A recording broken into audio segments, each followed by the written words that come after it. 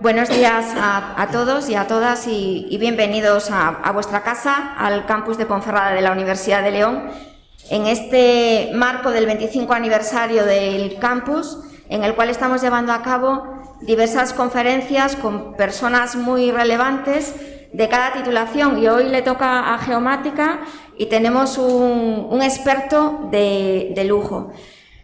Los protagonistas hoy también sois vosotros. El mundo de la geomática y de la topografía está siendo todo un descubrimiento como grado y como profesión transversal, y seguramente hoy varios de vosotros vais a experimentar también la inspiración, ¿verdad, Emilio? Porque hablábamos que a veces en un evento de estas características, escuchando a una persona experta, podéis encontrar puntos en los que nunca habíais pensado y a los cuales os podéis el día de mañana dedicar. Os voy a presentar sin más. En la mesa tenemos a la subdirectora de Geomática, Ana María Castañón, y a mi izquierda el conferenciante relevante, que es Emilio Carreño. Nos acompaña también Carmen Doel desde el Ayuntamiento. Muchísimas gracias, Carmen, porque además siempre tenemos ese soporte por parte del Ayuntamiento a todo el campus de Ponferrada y las actividades que hacemos. Así que sin más, doy la palabra a Ana María Castañón para presentar y para introduciros en la extensa trayectoria de nuestro conferenciante, y hablarás un poquito brevemente de su currículum. Gracias, Ana. Muy bien, gracias, Pilar.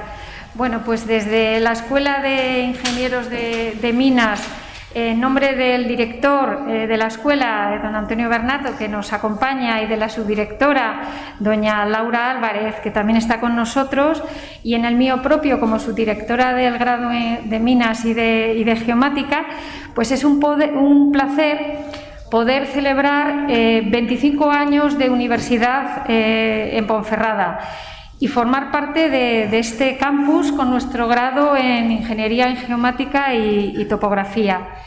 Tenemos la suerte de poder contar con la presencia de don Emilio Carreño Herrero, que nos hablará sobre el análisis de 3 fenómenos naturales en España con apoyo de la geomática.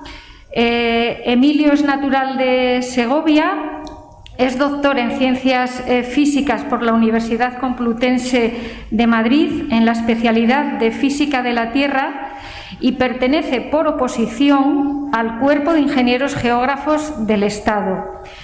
Comenzó su carrera profesional en empresas de geofísica y de seguro y reaseguro como especialista en catástrofes naturales. Dentro de la Administración y ya en el Instituto Geográfico Nacional, ha sido responsable de los departamentos de Sismología, de Ingeniería Sísmica y director del Centro Sismológico de Sonseca para vigilancia de pruebas nucleares de Naciones Unidas. Dirigió durante más de 20 años la Red Sísmica Nacional.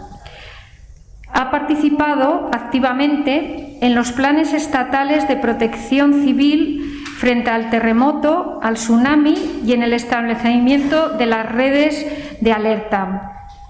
Con toda esta experiencia en estos campos, estoy segura que a todos nos resultará muy interesante esta charla, y especialmente espero que a los alumnos de la Escuela de Ingenieros de Minas de León y de Ponferrada les ayude a completar su formación conociendo pues aspectos prácticos, aplicaciones científicas y punteras de las enseñanzas recibidas en la escuela.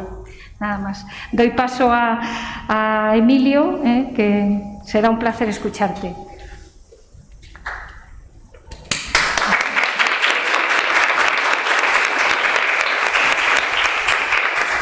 Si pudiéramos bajar un poquito la luz de aquí, a lo mejor, para que se vieran las diapositivas. No, por favor. Bueno, en primer lugar, muchísimas gracias a la dirección, porque claro, 25 años no se celebran todos los días, y el haberme invitado a dar esta pequeña charla para mí ha sido una cosa, vamos, gratificante enormemente, ¿no? Porque siempre que cuenten con uno para hablar de estos temas y en un ambiente propicio a ello, pues es una alegría. y gracias a todos los que estáis aquí también. Voy a tratar de analizar tres fenómenos, como decíamos antes, desde un punto de vista sencillo y en lo que nos da tiempo, lo que es una charla. Voy a hablar de tres fenómenos: del terremoto, voy a hablar del tsunami y voy a hablar de los volcanes. Pero no voy a contaros ni qué es un terremoto, ni un tsunami, ni un volcán, porque seguramente lo sabéis de sobra. En el tema de los terremotos os voy a decir cosas negativas, os voy a decir más bien qué es lo que no sabemos que lo que sabemos, porque tenemos más dudas que certezas. En el tema de los tsunamis vamos a ver cómo con herramientas de geomática se trabaja hoy en los sistemas de alerta. Y en el tema de los volcanes nos vamos a dirigir al tema de La Palma, que seguramente estaréis hartos de verlo en televisión y en todos los medios de comunicación, sobre todo pues la utilización de drones que se ha hecho y demás, pero vamos a intentar explicar un poco qué es lo que ha sucedido allí o qué está sucediendo, aunque realmente no haya un convencimiento total para describir los fenómenos. Yo no sé si habéis visto que cuando ocurre algo en La Palma nuevo, pues hay una expulsión de gases, o hay más lava, o es más fluida o menos fluida, pues los vulcanólogos nos dicen, bueno, es que son cambios en el proceso dinámico, lo cual pues ya lo sabemos, pero es que la verdad es que no se sabe exactamente cómo están sucediendo las cosas. Bien, en el tiempo que yo he estado trabajando en estos temas, resulta que yo he vivido un cambio tremendo cuando en nuestra vida apareció la informática, porque vosotros que sois jóvenes habéis nacido ya con datos digitales, la adquisición con los instrumentos que tenéis es digital y luego todo el tratamiento es digital, y es un mundo que a mí me ha entrado después. Para que os hagáis una idea, yo la primera máquina de calcular que vi fue en un examen de astronomía en cuarto o quinto curso, no me acuerdo. Nos quedábamos extasiados porque ni había que ver las tablas logarítmicas ni el logaritmo seno, coseno de no sé qué, en fin, un follón horroroso. Nos ha cambiado la vida. Y luego ha ido transcurriendo el tiempo y sin darnos cuenta, nosotros mismos nos hemos metido poco a poco en la geomática. Yo particularmente sin saberlo, que aquello lo estaban llamando ya entonces geomática, y es que íbamos haciendo representación de esos datos digitales sobre una cartografía digital. Y empezamos ya a idear herramientas hasta que de repente, incluso yo donde trabajaba entonces ya en el Instituto Geográfico Nacional, empieza a haber departamentos de geomática, que los que trabajábamos en sismología, decía, ¿y qué es eso? Y yo decía, pues eso es lo que estás utilizando tú, vamos a enfocarlo por ahí. Nos da la sensación de que en nuestro país no existen grandes terremotos, grandes catástrofes, grandes volcanes ni grandes tsunamis. Bueno, por lo menos los que estamos aquí no hemos vivido en nuestro país una catástrofe tremenda, ni ha habido un terremoto de estos devastadores. Entonces, como los medios de comunicación nos transmiten rápidamente lo que está ocurriendo en un sitio y parece que es que lo estamos viviendo, decimos, joder, es que esto ocurre en Chile, esto ocurre en Japón, pero aquí es muy difícil. Pero no es así y os voy a explicar por qué. En primer lugar, resulta que, como os decía antes, en España hasta hace 4 días nadie sabía que la mayor catástrofe que habíamos tenido era un tsunami como consecuencia del llamado terremoto de Lisboa de 1755. Vamos, decías a cualquier ciudadano que no trabajara en estos temas que qué catástrofes había habido grandes, vamos, el tsunami es que ni se le ocurriría. Otro ejemplo muy sencillo, justo unos días antes de que sucediera la erupción de La Palma actual, en el Instituto Geográfico Nacional, donde yo ya no trabajo porque ya me han jubilado por viejo, pues resulta que acudí porque, estando yo de director, me empeñé muchísimo en que AENOR nos diera una certificación para sedes de alerta. Conseguir esa certificación pues duró más de un año, desde que empezó yo ya me jubilé y me habían llamado para la entrega del diploma de AENOR y tal. Y entonces había autoridades de mi ministerio, grandes autoridades que tenían, digamos, poder en estos temas y tal, y al ver la sala de alerta del Instituto Geográfico Nacional en sismología, y veía pues lo que había, pues el volcán de La Palma, o sea, la isla de La Palma, que tenía una actividad sísmica importante. Y decían, bueno, pero de aquí a que haya un volcán, bueno, decíamos, bueno, pues de aquí a que haya un volcán, como la actividad sísmica vaya subiendo de profundidad y los terremotos que tenemos ahora en la base de la corteza oceánica allí, que pueden ser 13 kilómetros, 20 kilómetros, vayan subiendo, eso es que sube el magma. Bueno, pero es que aquí un volcán y tal y cual, pum, a los 3 días, volcán. Es decir, que no nos podemos olvidar. ¿Y qué es lo que pasa? Pues que hay un problema de percepción de lo que ocurre, pero porque tampoco sabemos mucho. Esto es, no habréis trabajado con sismología y seguramente no lo conoceréis.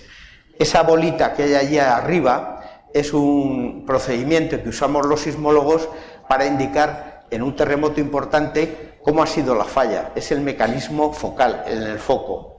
No os voy a aburrir con ello, pero antes se cogían los registros que se hacía de los sismómetros, se buscaba la llegada de la primera onda y se hacía una proyección estereográfica en todo lo que era una esfera. Y se pintaban y resultaban pues unas partes oscuras y unas claras con unos segmentos. La parte oscura son compresiones y la parte blanca dilataciones. No os rompáis mucho la cabeza porque no es fácil de entender. Pero a lo que voy a decir es que calcular eso, el mecanismo de un terremoto importante, nos llevaba días y bueno, era al final el resultado medio chapucero, porque hacer unas proyecciones tan complicadas realmente nos llevaba tiempo. Cuando apareció, como os dije, de repente empezamos a tener datos digitales, nos encontramos con que podemos hacer, como veis aquí, vamos superponiendo las formas de onda con unos datos que hemos fabricado nosotros sintéticos, y por ajustes de miles y miles, pues en cuestión de 5 minutos obtenemos con estos ajustes cómo se ha movido esa estructura y en qué dirección están los planos de falla, qué longitud tienen, qué potencia, etcétera. Ese es un cambio que ha sido fundamental. Otro cambio, por ejemplo, esto es una imagen de José Martínez Díaz de la zona esto creo que es la zona de Murcia. Bueno, es igual, estas son segmentos de fallas y hoy día podemos calcular cuando hay un terremoto en la zona dónde están los esfuerzos y dónde se han liberado. Por ejemplo, aquí las zonas azules no hay esfuerzos, no hay nada tensional. Y en cambio lo rojo, ¿qué es esto? Está en máxima tensión. Si precisamente ahí no hay terremotos hace 10 años, decimos, joder, esto se está cargando de energía. Y esto lo vemos de una manera gráfica fenomenal, gracias a que utilizamos modelos digitales del terreno y nos apoyamos en la geomática. Y decir, bueno, yo siempre cuento este caso y luego afortunadamente a lo mejor no lo voy a vivir. Este caso que tenemos aquí, si vais a mirarlo en Torrevieja, es espeluznante, porque en Torrevieja hay una acumulación de tensiones, os lo digo por si tenéis una casa en Torrevieja, venderla ya, porque es que es tremendo. En Torrevieja hubo un terremoto en 1829 y destruyó completamente la ciudad de Torrevieja. Pues bien, hay poca sismicidad y una acumulación de tensión tremenda. Esto no quiere decir que mañana vaya a haber un terremoto, o sea, a lo mejor dentro de 50 años, pero habrá. Bien, en lo que estábamos diciendo antes, esto es una gráfica que la escala no es muy buena, pero aquí he puesto, esto es una escala pues desde tiempos inmemoriales. Hay aquí en el 350.000 antes de Cristo, los geólogos nos dicen que hay aquí en Sierra La Milla, hay una falla provocada por un terremoto tremendo, con unos desplazamientos tremendos. Aquí, por ejemplo, pues Daroca, falla de Concut, hace 50.000 años antes de Cristo. Pero es que nosotros, ¿qué sabemos? Si nosotros sabemos esto, y porque lo he pintado en grande, que son estos últimos 1000 años. ¿Qué es esta información? Si es un grano de harina en lo que es una vida geológica. Es decir, aquí sabemos que en el año 1048 en Orihuela hay un terremoto catastrófico, y el último terremoto importante, el de Lorca de 2011, es un terremoto de chichinada, o sea, nada. Hubo desgraciadamente 9 muertos porque la falla era superficial, pero la magnitud era muy pequeña. Entonces, con esta imagen lo que os quiero decir es que sabemos muy poquito, y nosotros hacemos las previsiones de lo que va a pasar y trabajamos con datos que son muy poco fiables, porque si es que esto estadísticamente tampoco se podría hacer nada. Además, en sismología las estadísticas no funcionan. Todo esto de que el terremoto de Andalucía es que se da cada 100 años, bueno, o cada 150, o sea, ya podemos esperar sentados, o sea, olvidaros. Esto, por ejemplo, claro, esto en los sitios donde hay mucha actividad, como China, este es un fascículo de la época de Mao, en toda la revolución, donde repartían fascículos en las poblaciones, porque allí la gente sentía continuamente terremotos, y decían a la población que anotara todo lo que sentían, cómo tenían que actuar por la noche, la equivalencia con bombas atómicas de lo que era un terremoto, etcétera. Son artículos muy interesantes para una población concienciada. En España, si nos cuentan cosas así, decimos, bueno, anda que hasta que nos toque. Pues claro, es lógico, se nos olvida, y nos acordamos de Santa Bárbara pues cuando truena. Ahora en España, bueno, tenemos aquí indicaciones del Instituto Geográfico Nacional de cómo actuar, etcétera. Esta foto que he puesto aquí, que vemos un volcán y un señor que se ha quitado la camisa y el otro está ahí con su camisa de cuadros viendo, es del Teneguía, de 1971. Esto la pongo para que veáis los trajes de protección contra los volcanes que había en 1971 de los científicos y cómo van ahora, que parece que van a Marte. Pues es que nuestro país ha evolucionado muchísimo, y afortunadamente, es decir, ya no solo porque la protección civil de cada región, de cada zona ha tomado interés, también está la unidad militar de emergencias, que es una maravilla, que antes no existía, y que ahora tenemos una conciencia de un país un poquito más serio. Yo creo que precisamente todo lo que ha pasado en La Palma, en el que los científicos avisan de que puede haber un volcán, una erupción, de que evacúen a la gente, es que hay que tener muchísimo valor, para decir que un científico diga a los políticos, ojo, que puede haber un volcán, una erupción volcánica aquí, evacúen a la gente. O sea, eso es una responsabilidad tremenda, porque también es que somos de una forma de ser en España que para qué, porque imaginaros que los científicos dicen va a haber una erupción volcánica porque ya tenemos todas las muestras y tal, y luego no hay, vamos, al primero que destituyen al director, porque somos así, en lugar de decir, pues mira qué bien, que al final no nos ha pasado nada. Es decir, tenemos que atrevernos a hacer esas cosas. Por eso digo que yo creo que ha sido lo que ha ocurrido ha sido de verdad ejemplar. Yo no sé, ahora se dilucidrá si la persona esta que ha muerto ahora limpiando un tejado o no, ha muerto porque le ha dado un infarto o de que ha muerto, pero el que no haya habido ningún fallecido en una erupción tan grande, ya de por sí ha sido un éxito. Este es un título de lo siguiente que vamos a ver, y aquí ya empiezo a criticar. Empiezo a criticar porque es que, ¿qué es lo que realmente, dónde puede haber terremotos en nuestro país? Este mapa es una representación digital de esas hormiguitas que no son los terremotos. Estos no son todos los terremotos que hay, esto es un periodo pequeño, pero es que da igual, pues si no, no vemos nada. Y las líneas rojas que vemos por ahí pintadas son las fallas que el Instituto Geológico y Minero de España, en un fichero que se llama CUAFI, de fallas activas, nos dice que son fallas activas. Yo no sé si vosotros veréis, pero es que muy poquitas coinciden con donde están los terremotos.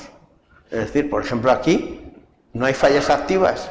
O sea, hay zonas que realmente, dice, pero bueno, ¿y qué es lo que ocurre ahí? Pues no lo sabemos. No hay apenas trabajos. Se hacen muy pocos trabajos. Ha habido muy pocos apoyos para que haya un desarrollo de investigación aquí en el país. Y vosotros, que sois generaciones de científicos, ingenieros, que tenéis que trabajar en esto, os tenéis que dar cuenta de que es que en nuestro país no podemos vivir de los bares y ni de ser camareros, tenemos que trabajar. Esto es un ejemplo de lo poco que conocemos. Por ejemplo, esto es una zona de Murcia, donde tenemos aquí una serie de fallas que van desde Torrevieja hasta el Estrecho de Gibraltar, y se conocen muy bien. Esto es un trabajo donde pintan aquí un mecanismo, un terremoto, en este caso es un terremoto que se ha movido con las dos partes de la falla, se han movido así horizontalmente una respecto de otra, de desgarre, y se conoce muy bien. Pero es que se conoce muy bien esa zona de Murcia porque ya en el siglo, yo creo que en el siglo XVIII, XIX ya había algún experto que estaba estudiando aquella zona, es decir, se necesita muchísimo tiempo para conocer cuál es el entorno en el que estamos trabajando. Esto es Morón de la Frontera, Coripe, El Coronil, unos pueblos. Eso es entre 1990 y 2020 los terremotos. Ahora, iros a una biblioteca científica, iros a buscar los trabajos científicos que hay de geólogos o de gente que trabaje física de la Tierra y tal, para ver cuáles son las fallas que originan esos terremotos. No encontráis, no hay estudios, no sabemos. Pues claro, uno puede pensar, bueno, al final ha habido todos estos terremotos, en el sentido no ha pasado nada. Vale, no ha pasado nada, pues habrá una falla pequeña por ahí. Bueno, o no. Porque, por ejemplo, los geólogos nos hablan en general de fallas, de grandes estructuras, pero porque tienen una manifestación en superficie que pueden sacar o deducir algo. Pero si no, como no tengas aquí un terremoto de magnitud 5 o 4,5, no sabes nada.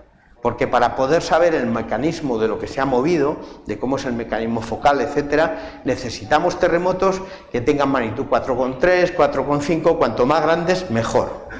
Excepto en el caso de La Palma, que luego ya hablaremos de ello. Otro ejemplo, esto es Torreperogil, que está en Jaén. Bueno, en Torreperogil hubo miles de terremotos y lo sentía la gente en los pueblos, de tal manera que dormía en el polideportivo y en los coches. Esto se conoce poco, porque yo no sé qué ocurre también, que en la península ibérica, de Madrid para abajo, no pasa nada si hay un terremoto. La gente yo creo que está un poco más acostumbrada, ¿o qué ocurre? Y de Madrid para arriba hay un terremoto en Logroño y se arma la marimorena.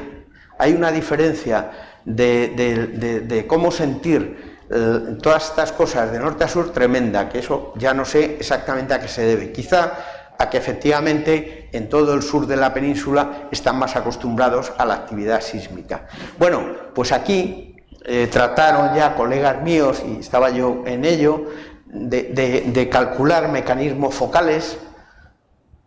Una vez calculados los mecanismos focales, parece que uno puede intuir que aquí hay una falla, aquí hay otra, aquí hay otra. Pero no hay trabajos. Vas a buscar en los papers de la gente que hace esos estudios y no sabes de qué son, no conocemos. ¿Y quién te dice a ti que no hay aquí una falla oculta de 100 kilómetros o de 200 kilómetros de largo que te puede provocar realmente un terremoto de magnitud 6 o 7? Desconocemos totalmente. Como veis, estoy negativo hoy, total. Pero menos mal que hasta ahora, de la mayor actividad sísmica que hay en nuestro entorno, esta está situada, voy a poner aquí, en Alborán. A ver. Esto es el mar de Alborán. Aunque podáis pensar, los que no estéis familiarizados con la sismología, de que los terremotos están en Andalucía y en Murcia, no es así. Bueno, en parte. La actividad sísmica en nuestro país está centrada en dos partes. Esta, lo veis aquí todos estos sismos verdes, que están con profundidades entre 60 y 90 kilómetros.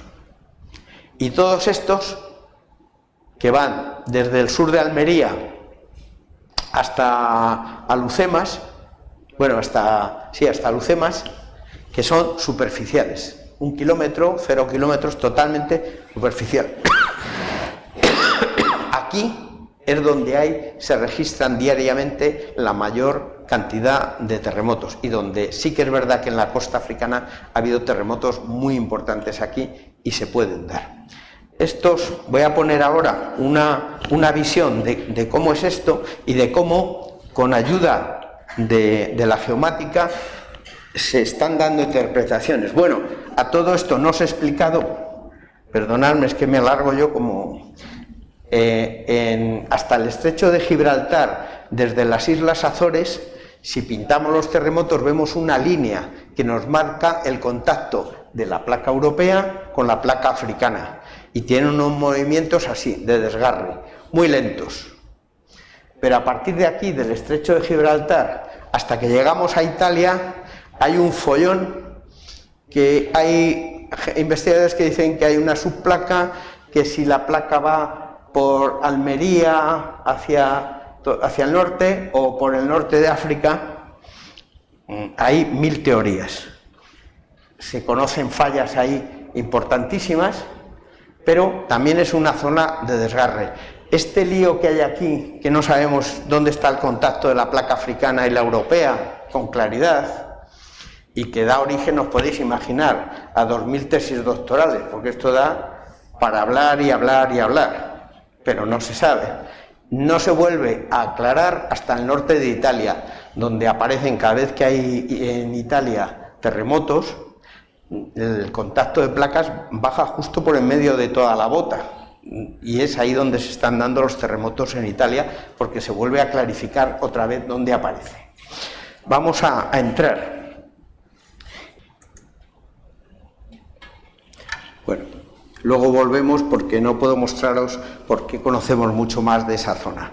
Ahora decimos ejemplos de la información sísmica y lo que nos ha aportado la geomática.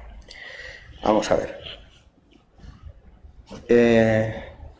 Esto es una gráfica de un modelo digital del terreno donde ha ocurrido un terremoto.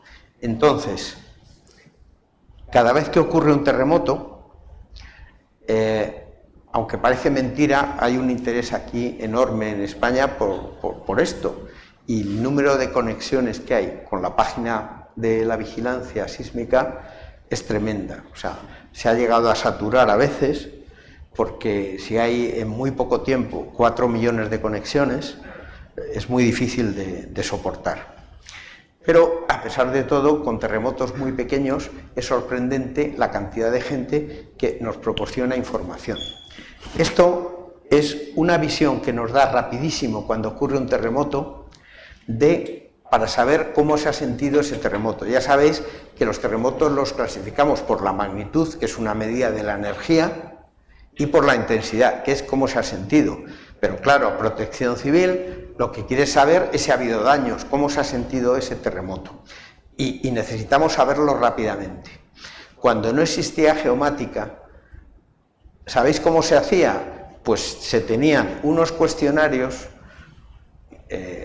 bastante complicados que se mandaba a los ayuntamientos de todas las poblaciones y la Guardia Civil lo distribuía en los vecinos. Recogía esa información y nos la enviaba a su vez a nosotros, con lo cual, para saber verdaderamente de un terremoto cuál había sido la intensidad, se podía tardar un mes, os podéis imaginar, en recopilar esa información. Lógicamente después, sin todavía el uso de la informática, recogíamos la información telefónicamente, pero aquí los cuarteles que había de la Guardia Civil en todas las poblaciones pequeñas desaparecieron. Entonces, a lo mejor, si tú ahora llamas por teléfono a la Guardia Civil de un pueblo de Cuenca, te contesta de otro pueblo distinto, alejado, donde se concentran todos los efectivos, con lo cual era imposible. Pasamos después a una fase de coger todos los teléfonos de los bares de todos los pueblos de España, porque a los bares va todo el mundo. Y llamábamos a los bares y ahí se enteraban realmente de si había habido daños en las casas, de si había habido fisuras, de qué había, y se recogía así. Luego, con la llegada de la utilización de los datos informáticos y de la ofimática, lo que hacemos es que, por un lado, hay gente que se mete en una página web, rellena un cuestionario y lo envía. Inmediatamente que hay un número de cuestionarios superior a un número determinado en la población, automáticamente se evalúa esa intensidad y nos la pone aquí, si es un 3, y un 4, un 5. En este caso es un terremoto muy pequeño y vemos que está todo pues en este color por aquí y en este otro color por aquí, pues será un 2 o un 3 de intensidad nada más. Pero es que a todo esto se añaden las llamadas por teléfono y podemos tener una visión rapidísima de cuál es la zona que abarca, porque si el terremoto sí que ha habido daños, ha habido una casa que se ha caído porque ha habido daños estructurales o algo así, pues la idea exactamente de dónde está repartida la zona del daño la vemos enseguida. Voy mucho más rápido. Esto es parecido, pero nos lo mandan los instrumentos. Nosotros tenemos muchísimos instrumentos repartidos por todo el territorio que, en lugar de medir la velocidad de la partícula del suelo, que es lo que realmente se utiliza, esos sismogramas que vemos habitualmente de los terremotos y con los que se calcula dónde ha sido el terremoto, la magnitud y tal, registran la velocidad de la partícula del suelo. Pues bien, hay otros aparatos que registran, en lugar de la velocidad, registran la aceleración. Y cuando lo registran, cogen el máximo y nos la mandan, y nos la pintan en el mapa directamente. ¿Por qué? Porque la aceleración de la partícula del suelo está íntimamente ligada a los daños. Por ejemplo, en Lorca, que es donde hay, yo creo que la mayor aceleración registrada en nuestro país, es de 0,36 Gs. Para que os hagáis idea, pues claro, un G es si tiro yo esto al suelo y se lo dejo caer. O sea que casi la mitad de esa aceleración hubo en Lorca. Por eso había mafetones tremendos así de grandes, no os exagero, que se habían salido del plato con el bote que pega, con lo que es la mitad de la fuerza de la aceleración. Entonces se puede determinar rápidamente si ha habido daños o no y dónde son. Y esto es totalmente automático. Ahí van todos esos datos. Bueno, vamos a un tema que a lo mejor a vosotros os interesa un poquito más, que es la sismicidad de origen antrópico, es decir, la ocasionada por la ingeniería, por la mano del hombre. Voy a perdonarme, es que me enrollo demasiado, voy a ir lo más rápidamente posible. La primera vez que tuvimos más contacto con ello fue cuando en Navarra se construye el embalse de Itoiz. El embalse de Itoiz está aquí y la ampliación del embalse de Yesa. Aquí hubo un problema político. No sé, pues los que sois jóvenes pues no lo habéis conocido, pero se oponía aquí el nacionalismo vasco, Herri Batasuna sobre todo, se oponía a la construcción de este embalse. Incluso mataron a un ingeniero entonces. Y había una oposición tremenda porque estaban diciendo que el hecho de construir este embalse ocasionaba una sismicidad que podía romper el embalse y esto anegar los pueblos que estaban cerca. Entonces, en colaboración con la Confederación Geográfica del Ebro, se puso una red enorme de control sísmico, que son todos estos puntos rojos de ahí, para localizar cualquier movimiento sísmico asociado con el llenado del embalse y la construcción del embalse.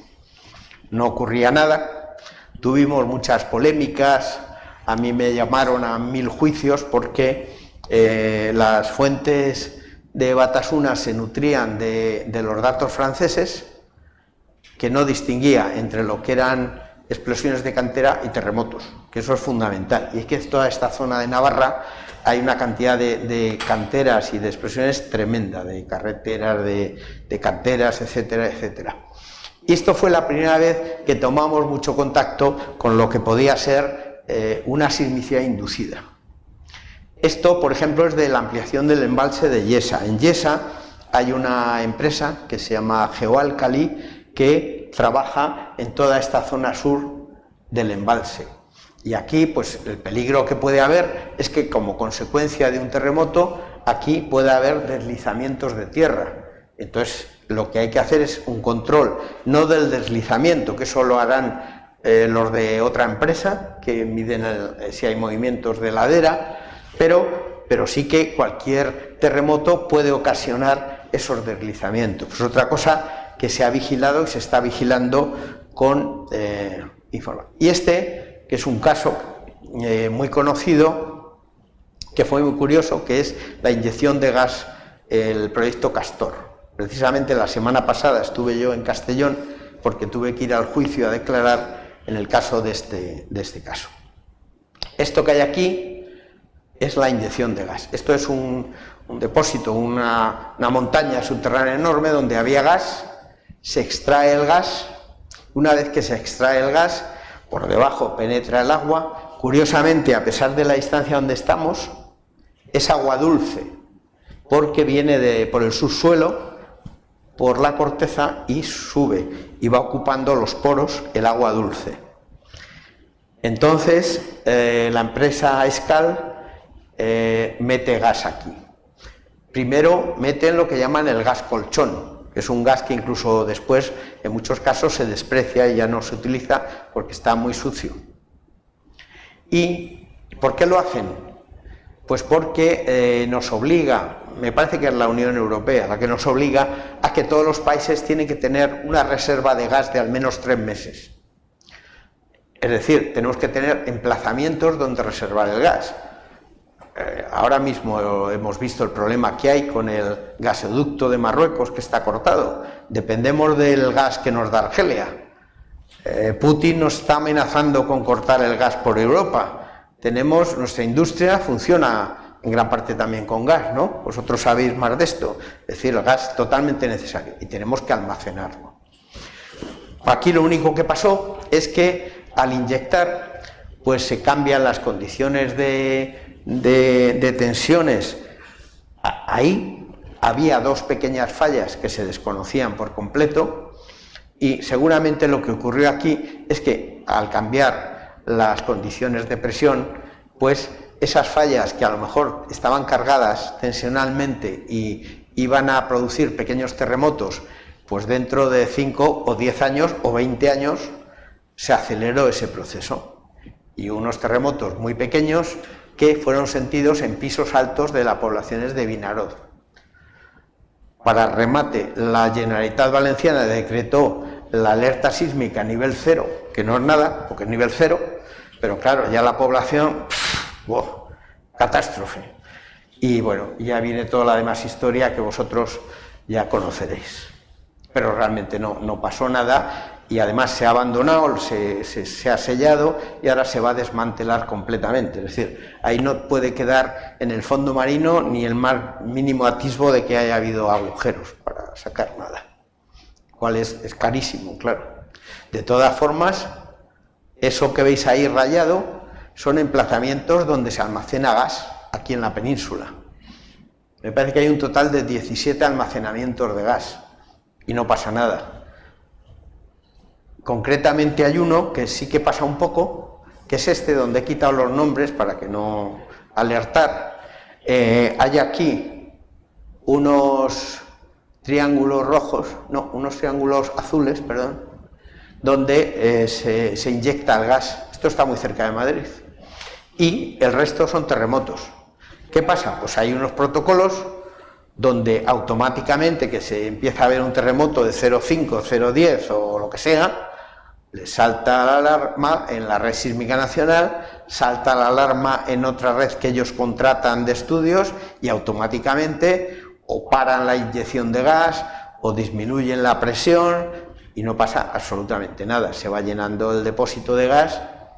Lo que pasa es que es difícil para las compañías, porque las compañías compran el gas cuando está más barato.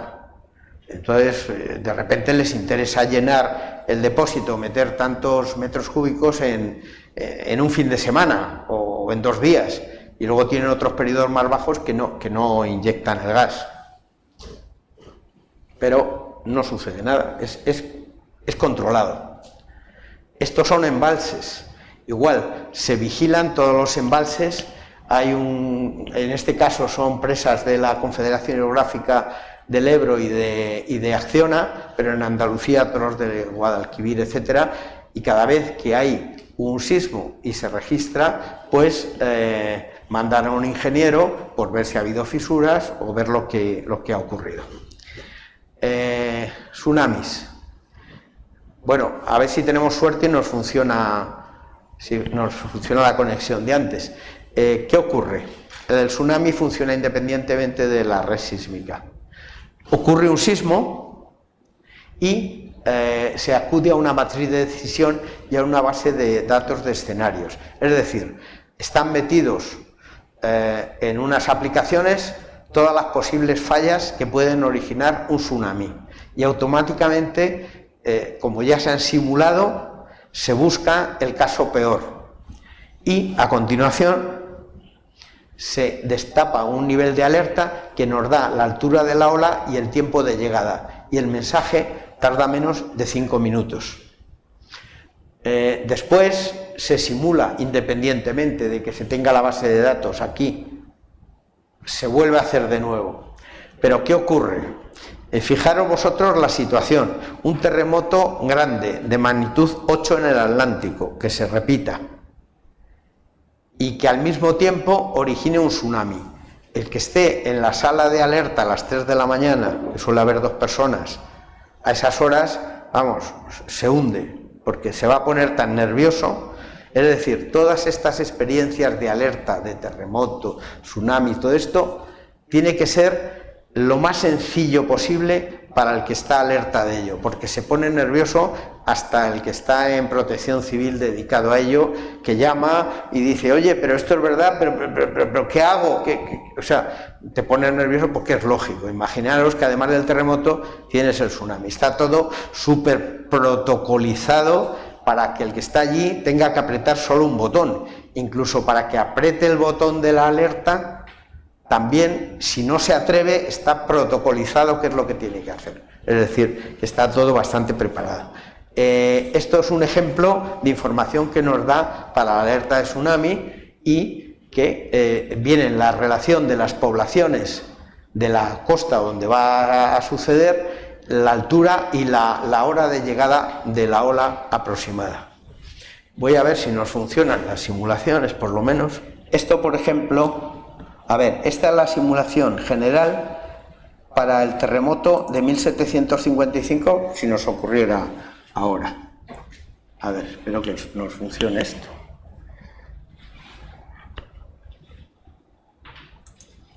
Bueno, esperar un momento aquí. Esto empieza, cuando empieza este terremoto, puede estar ocasionado por una falla o por 2, que están muy próximas y una puede disparar la otra. Entonces, desde que se origina, el terremoto está en la hora origen, el primer punto que va a tocar de la costa es el Cabo San Vicente, en Portugal. Aquí, como vemos, pues lleva transcurrido 16 minutos 52 segundos desde que comienza. Esto es una aplicación de geomática. Y la altura de la ola viene determinado por el color. Lógicamente, estas son simulaciones que nos sirven para visualmente hacernos una idea. Lo importante es el dato, las matrices de datos que nos va dando y que nos va saliendo de todas las poblaciones, la altura de la ola y a qué hora llega. Sabéis que los tsunamis se propagan a una velocidad de 300 km por hora, incluso 400 y 600 kilómetros por hora. Entonces parece que no da tiempo a nada. Nosotros tenemos una suerte, y es que debido a la batimetría y el fondo marino de toda esta zona, al llegar aquí disminuye muchísimo la velocidad y se retrasa. Por eso es tan importante conocer los datos de los mareógrafos de aquí, de la punta esta de Cabo San Vicente, porque si ellos detectan que ha llegado ahí la ola, efectivamente nos va a llegar minutos después. Vamos a seguir. ¿Veis? Va avanzando, toca la costa, aquí nos marca el tiempo que tarda, pero todavía aquí ni siquiera ha llegado a las costas nuestras. Esta es la visión general que vamos a ver ahora, porque luego lo interesante es con los modelos digitales saber qué ocurre en Cádiz, saber qué ocurre en Huelva, en toda la zona industrial. Bueno, es importante también estas simulaciones porque hay reflujos, hay zonas, por ejemplo en Baleares tenemos zonas donde parece imposible que penetre el tsunami y penetre. El último tsunami que hemos tenido fue en 2004 en Baleares, que hubo un terremoto en el norte de Argelia, por eso no da tiempo, lo tenía ahí pero no da tiempo, y afectó a Baleares. Por ejemplo, a ver, vamos a Cádiz. En Cádiz se nos complican las cosas, porque claro, como veis, tarda bastante más en llegar, todavía no aparece la ola, pero fijaros que Cádiz es una isla que está ahí, totalmente aislada. Aquí ya tenemos más modelos que podemos simular con muchísima precisión, porque tenemos toda la costa, toda la cartografía de la zona, y vemos como ahora, a los 50, ahí está, ya nos aparece. Ha tardado 50 minutos en llegar, con lo cual ya nos da cierta garantía de tiempo, pero fijaros qué parte de Cádiz se inunda completamente, zonas enormes. Esto ya, la Junta de Andalucía es la que tiene que hacer sus planes propios de evacuación y prevención. El caso por ejemplo, de Huelva, sabéis que Huelva tiene además un puerto, una zona industrial tremenda, y claro, tú no puedes evacuar a todo el mundo, y en Cádiz ya puedes echar a correr, que no tienes dónde meterte, tendrás que subirte a una zona alta, incluso hay zonas que están por debajo del nivel del mar, mal lo tienes, pero eso es cuestión de las autoridades que tengan que disponer lo necesario, y aquí la industria química que hay en Huelva es enorme. El daño que podría ocasionarse es tremendo, pero se podrían detener acciones de trasvase de petróleo, de cosas, etcétera. Fijaros la inundación tan importante que provoca esto en Huelva, y fíjate hasta dónde entra. Es que sabemos que se va a repetir, que no sabemos cuándo, pero que esto se va a repetir.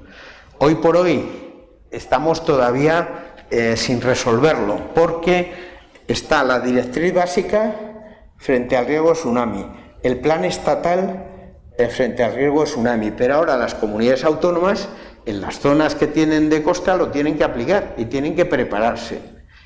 Va lentísimo, lentísimo. A ver, vamos a pasar, volvemos a lo que estábamos y voy a acelerar porque realmente, como me enrollo mucho, pues esto no pasamos. Bueno, esto es igual. Volcanes. Bueno, esto es, como veis, Tenerife y Gran Canaria. Acordaros lo que os decía antes cuando hablamos de los terremotos, las incertidumbres que tenemos y lo poco que sabemos. Bueno, pues ya en Canarias es la repera. Sabemos que entre Tenerife y Gran Canaria acudimos a los papers y nos dice que aquí nos pintan una línea así y dicen ahí hay actividad tectónica. Ya puedes buscar paper, ya puedes buscar lo que sea. No hay nada, nada. Pero sin embargo, nosotros vemos aquí que hay terremotos. Vemos aquí que hay terremotos.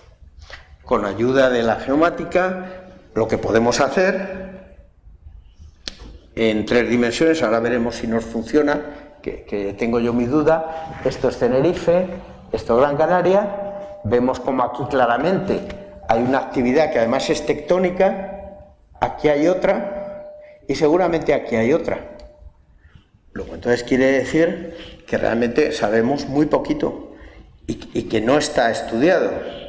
Voy a intentar ver, bueno, vamos a pasar porque es que esto, por ejemplo, esta imagen, vosotros habéis oído ahora hablar mucho en los medios de que está disminuyendo el tremor en los volcanes. Esto es una representación de la energía en el volcán a través de los registros sísmicos, y cuando aparecen, esto es la frecuencia, cuando aparecen estas frecuencias que están aquí en rojo y en esta zona, es cuando hay tremor, cuando hay actividad volcánica. Os voy a contar una anécdota de la isla de La Palma. En 1971, en la isla de La Palma, no había instrumentación geofísica, no había nada, ni sísmica. Había en otras islas, pero ahí no había. Pero en 1971, en la playa de los Guirres, junto donde ha ido ahora la lava y se ha formado la Fajana, había una instrumentación de la Marina de Estados Unidos para detectar el paso de submarinos por el estrecho y toda esa zona. Por el estrecho, por el Atlántico. Y vieron que había una señal muy rara, lo enviaron a la Universidad de Columbia y la Universidad de Columbia dijo: oye, que esto lo que tenéis ahí es una erupción volcánica en la isla, que está subiendo la lava. Entonces, en 1971 hay registros de esa erupción a través de esta instrumentación que había para estudiar el paso de submarinos. Es porque veáis cómo es un tremor volcánico.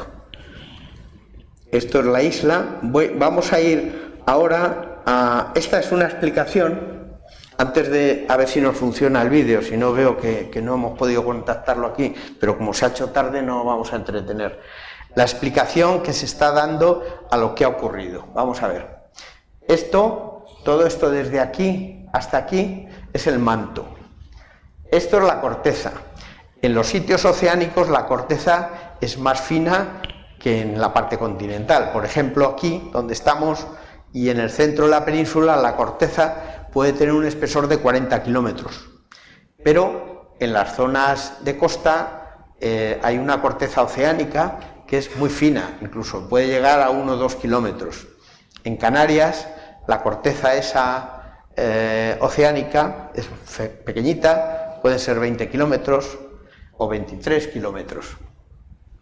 Esto son las corrientes de convección, esto es el magma, tanto lo amarillo como lo naranja. Esto es la base de la litosfera. O sea, la litosfera es la parte superior del manto más la corteza, que es donde ocurren los terremotos. ¿Por qué? Pues porque la corteza y la litosfera es una parte rígida. Para que haya un terremoto tiene que haber algo que se pueda romper, si no, no puede haber terremoto. La litosfera, que es esta parte, la parte superior del manto, es muy duro, muy rígido, mucho más que la corteza. Entonces, hay aquí unas corrientes, pero es que da la casualidad de que estas islas se han formado en lo que llaman un hotspot, que son puntos calientes que nos vienen desde cerca del núcleo, por aquí. Y aunque todo esto está muy caliente y se está moviendo así en corrientes convectivas, hay una parte central muchísimo más caliente que la otra y que es por donde se van formando las islas. Había venido, luego volvemos a esta imagen, hace poco vino en el periódico El País un gráfico que es muy representativo de qué es lo que estaba aquí ocurriendo. A ver dónde está, aquí, de cómo se han ido formando estas islas. Y es que, claro, va subiendo el magma, va saliendo a la superficie, se van formando las islas. Por eso Fuerteventura y Lanzarote son las más antiguas, ahí ya no va a pasar prácticamente nada. Gran Canaria y Tenerife. Estas de por aquí son mucho más modernas, esto lo tenéis en El País. Esta es la isla de La Palma, y es que se está haciendo ahora. Por eso tenemos ahora esta actividad aquí, en La Palma. Antes de volver a la otra imagen, os cuento también otra anécdota curiosa de aquí. En mapas del siglo XV, XVII y XIX aparecen 8 islas. Bueno, sin tener en cuenta la graciosa pequeña. 8 islas. Porque nos pintan aquí, al lado de La Palma, aparece otra isla, la isla de San Borondón, que habéis visto en televisión, que hay un barrio de los que primero cerraron, que se llamaba así, barrio de San Borondón, y es por esa isla. Y hay incluso fotografías de la isla que ha desaparecido. Hay quien dice que era una estratagema de los reinos de entonces para despistar a los espías, parecer que había ahí otra fortificación. Hay incluso un militar español que plantea una fortificación en esa isla. Por supuesto, en el siglo XIX pagado por la Real Sociedad Geográfica de Londres, llega una expedición allí con un señor que, por supuesto, lo primero que hizo fue poner la bandera británica y tiene fotografías de la isla y tal, y esa isla ha desaparecido. Yo entendía que lo que podía haber pasado es como cuando ocurrió la erupción del Hierro, que sale una isla submarina, se forma, no le da tiempo a consolidarse y se desmorona. Pero los geólogos marinos que han estado en los barcos estos de investigación marina y que han hecho batimetría submarina dicen que no hay restos ahí de haber habido erupciones. Yo no lo sé. No lo sé, pero sí que hay muchas muestras y son cartógrafos, digamos, de prestigio, los que dicen que sí, que hay ahí una isla, incluso llegan a cartografiarla. Bueno, eso como anécdota. Lo que sí que volviendo a qué es lo que ha pasado en la isla,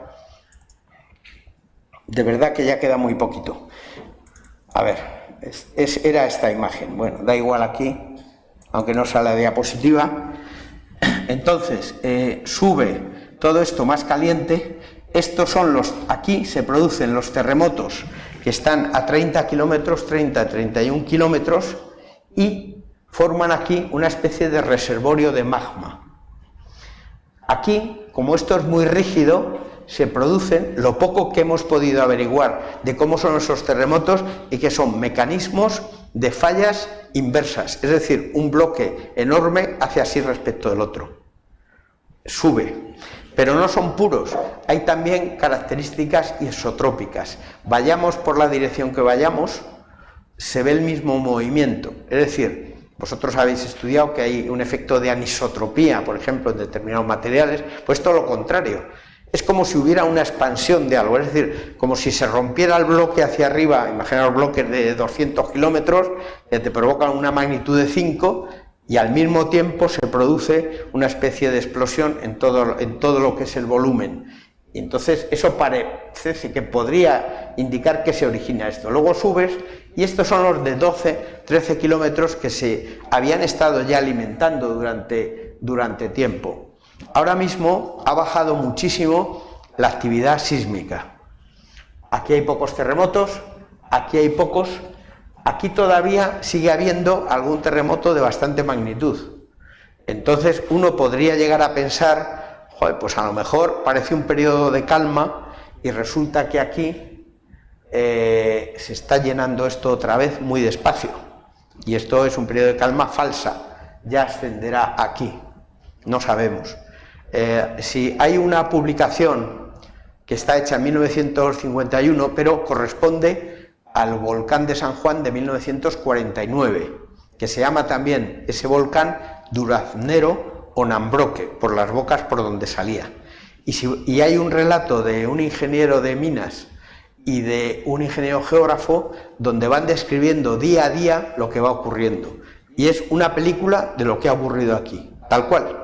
Y cuando empieza a decaer la actividad del volcán, justo ocurre como aquí.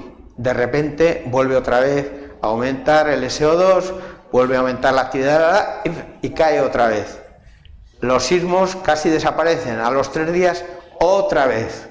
Y así poco a poco, hasta que disminuye la actividad del volcán. Por último, voy a intentar pintar, de que nos salga lo de La Palma, cosa que ya tengo yo mi duda, después de haber fracasado con esta imagen, que es por no enchufar mi ordenador, porque la hora ya se nos echa encima. Voy a volver para atrás y vamos a intentar poner, pero yo creo que vamos a tener el mismo problema. Aquí, en lugar de Alborán, había preparado en 3D muy bien La Palma, pero he fracasado.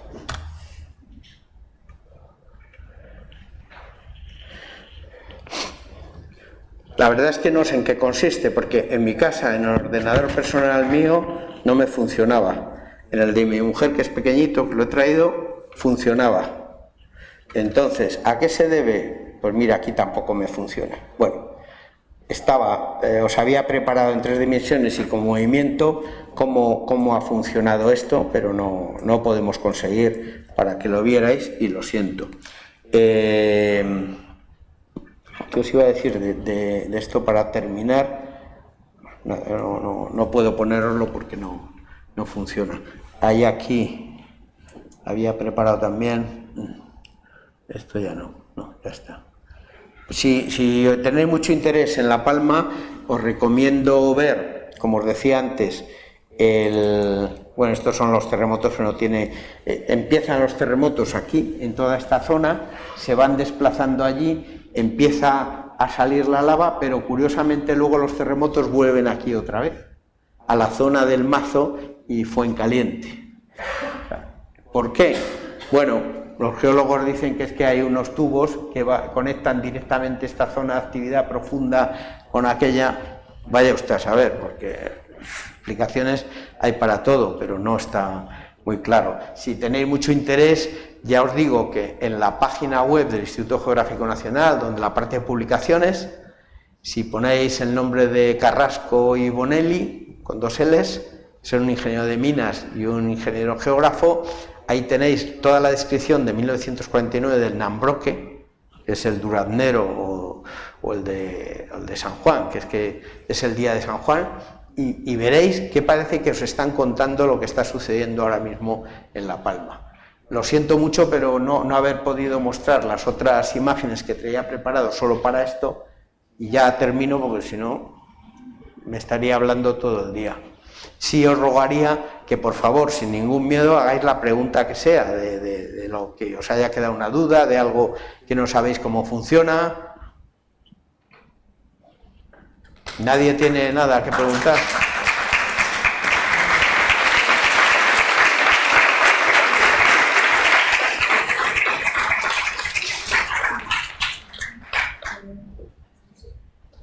¿Alguno tenéis alguna pregunta, alguna aclaración?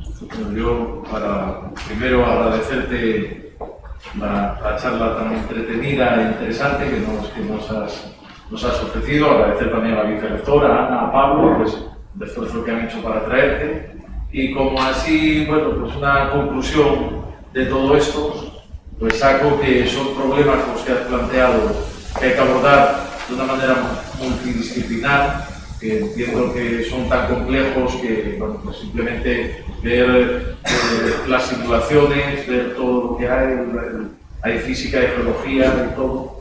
Y la otra conclusión relacionada con esta es que hay mucho por hacer y que hay mucho trabajo, y entonces yo lo enfoco hacia nuestra función aquí. Y bueno, es una pregunta, un comentario, si quieres hacerlo, yo sé que en el IGN hay pues de distintas profesiones o distinta formación. No sé si al final todos os llamáis ingenieros geógrafos o yo creo que sí, no es así. Y sé que era un campo de trabajo para los ingenieros de minas, aparte para geógrafos, para físicos y también mucho para los ingenieros en topografía, los clásicos ingenieros en topografía. Y digo esto porque, bueno, antes yo creo que eso estaba más enfocado hacia un apoyo hacia la descripción de la geografía descriptiva, geografía física. Y sin embargo ahora pues, se ve que hay un campo muy amplio para los nuevos ingenieros en geomática, que ya no es, que sabe Pablo mucho, ya no es el antiguo apoyo de un topógrafo de la de ingenieros topógrafos. Y bueno, yo era una pregunta un poco al hilo de esto y ya digo, animando hacia lo que pueda interesar a los alumnos también, como su futuro es si sigan habiendo plazas en el IGN, supongo que se irán retomando, si esas plazas salen por profesiones o salen todas juntas y bueno, pues simplemente hacer un comentario. Y sí, pues os cuento. Nuestros egresados, en este caso de geomática, sí, son mucho más de lo que era antes topógrafo, que también era mucho, pero quiero decir que ahora, claro, han abordado este campo de la georreferenciación y la informática, que más o menos resumido es lo que sería la geomática y que esos son campos. Bueno, sí, pues efectivamente. Bueno, para empezar, el trabajo del Instituto Geográfico Nacional, sinceramente, es precioso. O sea, yo creo que los que hemos trabajado ahí es privilegiado total. Además que todos los días es distinto. O sea, yo, bueno, me he jubilado porque yo cumplí 70 años y me echaron, afortunadamente, y tal, pero el trabajo es precioso. Se adapta mucho, tanto para la rama de ingenieros de minas como para los que hacen geomática y topografía, Primero, porque es muy amplio todo lo que abarca el Instituto Geográfico Nacional. Segundo, desde luego, porque la forma de ingresar allí, la idónea, por supuesto, y casi única, porque las demás son menores, no las aconsejo, es haciendo una oposición para ingresar en el cuerpo de ingenieros geógrafos. Yo os lo aconsejo. Primero, porque casi todos los años salen plazas. A lo mejor salen 10 plazas o 15 plazas. Dificultad que... Bueno, se presenta físicos, gente que ha estudiado topografía y geodesia, geomática, matemáticas, ingenieros de minas, ingenieros de caminos, etc. Si ves la oposición y de lo que te vas a examinar, te caes para atrás. Dices, yo esto no me lo estudio, vamos, ni de broma. Porque son una cantidad de temas que te echa un poco para atrás, y lo que te exigen. El nivel de inglés que te exigen es altísimo. El nivel de geomática,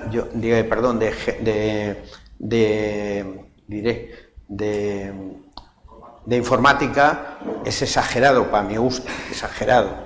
Lo que pasa es que, por ejemplo, para los que han estudiado topografía, geodesia, geomática y tal, es más fácil, porque el temario en gran parte se ajusta mucho a los temarios de las escuelas. Te exige muchísimo, porque si tú vas a ver, dices, voy a examinarme de cartografía. O sea, los problemas que te plantean de cartografía son francamente difíciles. O me voy a examinar de, pues de geofísica. Realmente son difíciles. Pero eso, vamos, yo no soy ningún lumbreras y lo he hecho. Yo aprobé la oposición a la segunda. La primera oportunidad la llevaba mucho tiempo sin que se convocara, se presentó mucha gente y a mí me suspendieron en el examen de catastro, porque antes el catastro no estaba en Hacienda, estaba en el Instituto Geográfico Nacional. Y el año que yo me examiné ya no estaba el catastro allí, pero seguía en la oposición y me preguntaron que cómo era el catastro en Suiza. Vamos, conté un rollo que no tenía que ver porque es que me lo inventé y me suspendieron justamente porque no me había estudiado. La siguiente vez que ya me examiné, porque yo procedo de física, yo no había estudiado geodesia, ni cartografía, ni topografía, yo no había hecho una triangulación, ni había hecho calculado en un punto geodésico de punto de Laplace, yo no había hecho nada de eso, para mí chino. Y bueno, me lo tuve que estudiar, fui enlazando unos estudios con otros. Recuerdo hasta lo que me preguntaron. Fíjate, yo en el examen aprobé gracias a la geodesia, yo creo, que me preguntaron la teoría de Molodensky y me la sabía de maravilla, pero me la sabía gracias a que otro que había estudiado geodesia me la estuvo explicando y la llegué a entender muy bien y llegué al examen y de 100 temas de geodesia me cayó la teoría de Molodensky. Digo, mira qué bien, hoy me ha tocado la China. Yo animo a que se haga porque gente que yo he animado, todos han aprobado. Yo recomiendo esa vía de salida porque el trabajo luego es muy bonito. Dispones de medios y entonces te apetece. ¿Que te echa para atrás? Pues claro, llegas al examen y el examen de test, que es el primero, te dan un tocho así y ya solo ver el examen de test y dices, yo me voy a mi casa, me voy a poner los test. Pero es cuestión de estudiar, ir enlazando. Lo que pasa es que ya digo, hoy por hoy, tal como está planteado, quizá tiene más facilidad para los estudiantes de geomática y geodesia, topografía.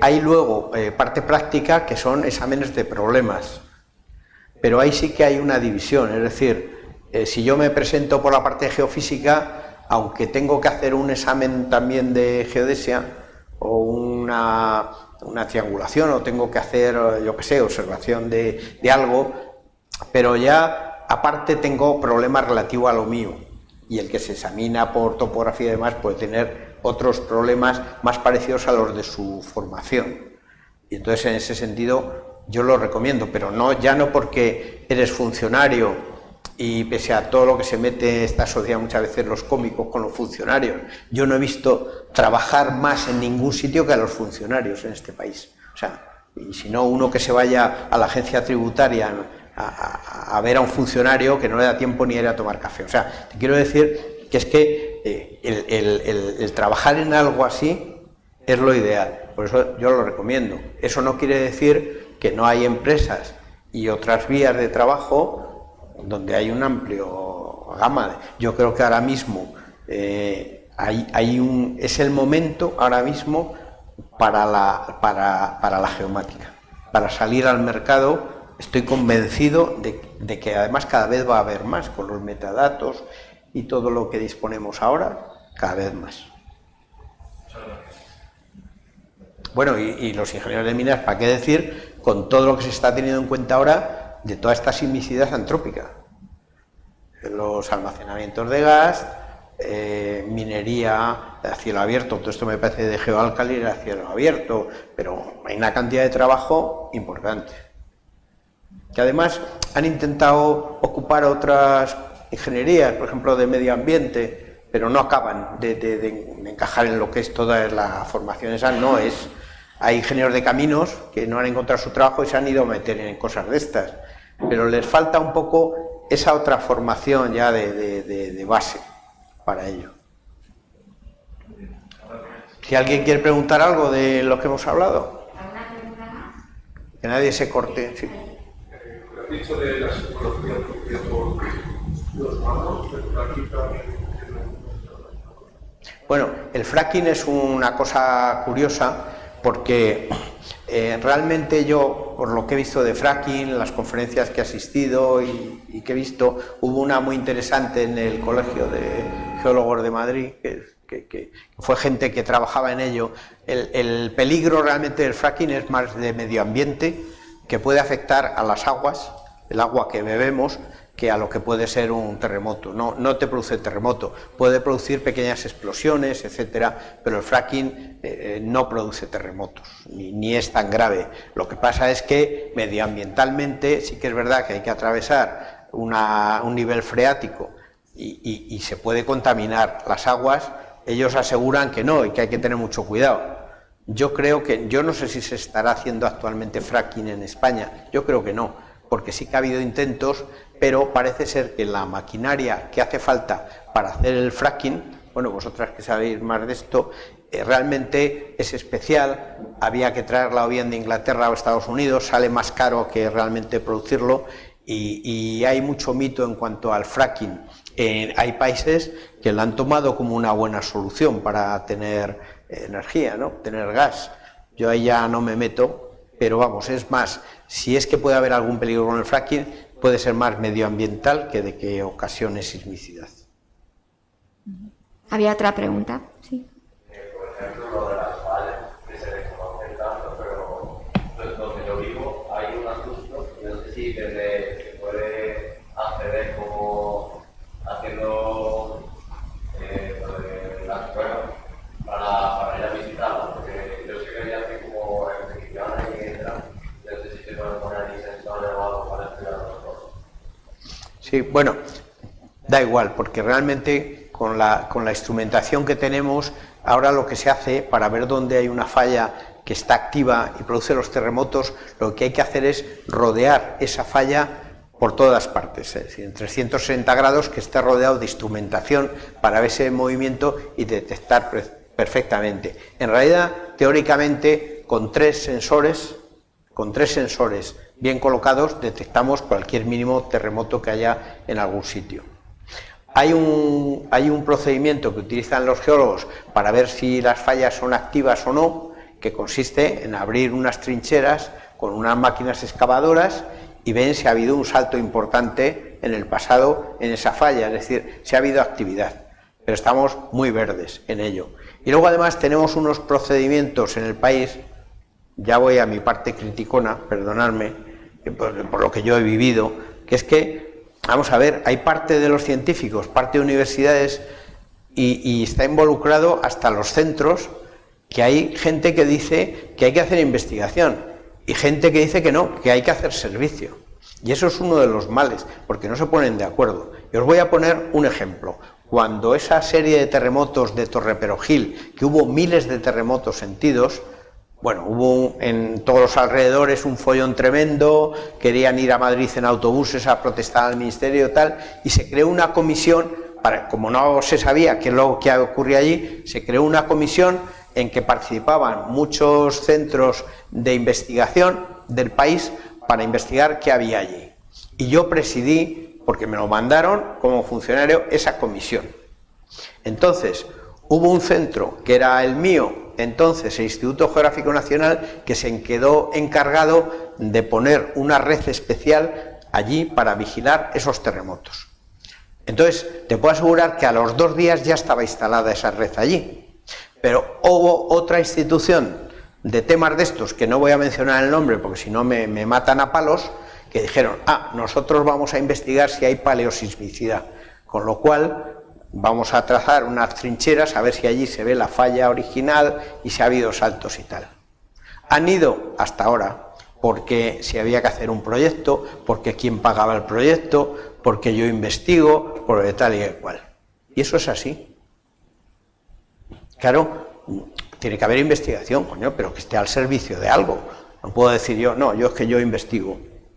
El investigar, que no me estoy metiendo con la investigación, porque es que es necesaria, pero que no es solo quedarte tú en tu despacho, porque es muy entretenido, llegar por la mañana calentito y ponerte a investigar y muy entretenido, sino tienes que buscar una finalidad. Tú vas a los congresos y ves muchísimas ponencias de los congresos, todo lo mismo. Tú imagínate, yo que he convivido con astrofísicos y astrónomos que son tela marinera, digo tela marinera de soberbios, o sea, fue una cosa que no os podéis imaginar cómo son los astrónomos, de listos. Dice, no, es que nosotros hacemos 350 papers al año. Joder, si cada vez que observáis una estrella no sé qué, decir lo que hay, te digo yo que yo registro 9.000 terremotos al año y no hago un paper de cada terremoto. No, hay que estar un poco en la realidad de lo que es el mundo. Y ahora que ha salido esto de los astrónomos, para seguir criticando, para que os deis cuenta cómo es la organización del país. Habéis visto ahora en La Palma lo importante que ha sido la red sísmica, la red de vigilancia, que es también del Instituto Geográfico de tal, los de Involcan que miran el gas, tal. ¿Vosotros os creéis que los que están allá arriba, que van a mandar sobre eso, se dan cuenta de eso? Pues os puedo decir que toda la red sísmica, con el trabajo que tiene, toda la vigilancia volcánica, con toda la gente que tiene y todo el despliegue, además todos tíos listísimos, os lo aseguro, dependen de un departamento que es de astronomía. Pues así estamos y así nos va. Ya no critico más, ¿eh? Es lo que tiene cuando cumplimos años, ¿verdad, Emilio? No, que se da uno cuenta de lo que ha vivido. Dice, pero bueno, ¿se pierde la razón o qué? O sea, no. Una pregunta más. Sí, yo he oído por ahí que en Cumbrevieja había una teoría de que iba a derrumbarse todo en Cumbrevieja, en La Palma, y que iba a tener un macro tsunami de la leche. Y no sé si eso es factible. En caso de plazo no, pero que eventualmente eso iba a ocurrir también, porque los tsunamis Sí, bueno, eso tiene un origen. No sé en qué año, porque no sé el año, el Cabildo de La Palma ordenó hacer un mapa geológico de la isla y contrató a varios geólogos y entre ellos un geólogo inglés, que curiosamente ese geólogo inglés trabaja para unas compañías de seguros, no sé, norteamericanas, inglesas. Y hubo un problema, no sé si económico, y acabaron a tortas. Y desde entonces, cada vez que hay un terremoto, un tsunami o no sé qué, ese geólogo inglés lanza otra vez a la prensa, a los medios de comunicación, esa simulación de que si se cae Cumbrevieja, llega al mar, origina una ola con un tsunami y llega a las costas de Estados Unidos. Aprovechando que eso era estupendo, hay una película donde disparan un misil con cabeza nuclear a Cumbrevieja, unos terroristas, para invadir toda la costa de Estados Unidos con un tsunami. Y siempre que hay algo, fijaros si dentro de 4 meses hay un volcán en Indonesia o hay un tal, que vuelve otra vez el tema recurrente a la prensa. ¿Por qué? Pues porque, por ejemplo, cuando hubo un tsunami originado por un terremoto en el norte de Argelia, llegó a Baleares, apenas se supo, pero porque casi todas las embarcaciones estaban en compañías holandesas o inglesas. Es decir, que este hombre lo que busca cada vez que lo lanza, bueno, pues asustar a los que tienen que se hagan pólizas en la costa de Estados Unidos, pues le va a llegar el tsunami. Como hay mucha gente en Estados Unidos que se cree todo, pues sí, será verdad. Y luego que es que hoy día pues las simulaciones te permiten hacer lo más increíble. Todo está en cuestión de hacerla y de imaginártelo, pero no hay ningún dato. A raíz de esto, lo que sí que puede ser extremadamente peligroso, pero no hay ningún indicio de que pueda pasar de una manera inmediata y demás, es que, como vosotros sabéis, el Teide en Tenerife era casi el doble de alto de lo que es ahora. Y en tiempos, no se sabe cuándo exactamente, se derrumbó parte del Teide. Imaginaros, y ese es el peligro que hay, por eso cada vez que hay sismicidad en el Teide, los expertos se ponen con muchísima atención, es que se derrumbara o sea colapsara parte del Teide de la parte sur, lo cual iría hacia el sur de la isla, bajarían torrentes de piedras y tal a 300 kilómetros por hora. Eso sería tremendo. Yo repito que no hay ningún indicio, pero que yo he vivido que cada vez que había series en el Teide, pues te ponían los pelos de punta, decía, a ver si esto se está moviendo, no por la actividad volcánica, sino porque hubiera deslizamiento. Eso sería el mayor peligro que podría haber en Canarias. Tenemos tiempo, si queréis, una última pregunta. Bueno, pues Emilio, muchísimas gracias. Sí, siempre ha sido importante, y especialmente por la transversalidad que has señalado, el mundo y el contexto de la geomática. En este momento creo que se está viviendo un momento histórico atractivo para potenciar a los profesionales, que lo has puesto de manifiesto perfectamente. Agradezco también a toda la dirección del grado, creo que mejor elección imposible.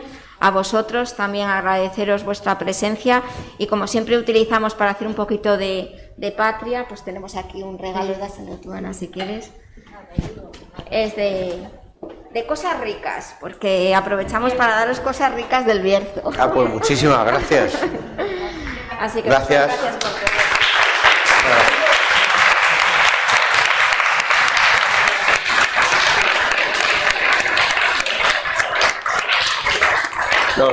Los regalos de cosas de comer son los que más se agradecen toda la vida. Prada a tope nos ha Muchísimas agasajado gracias, ahí, sí, con los productos más exquisitos de nuestra tienda. Pues muchas gracias. Bueno, pues muchas gracias a todos y levantamos Muchas la sesión. gracias por venir.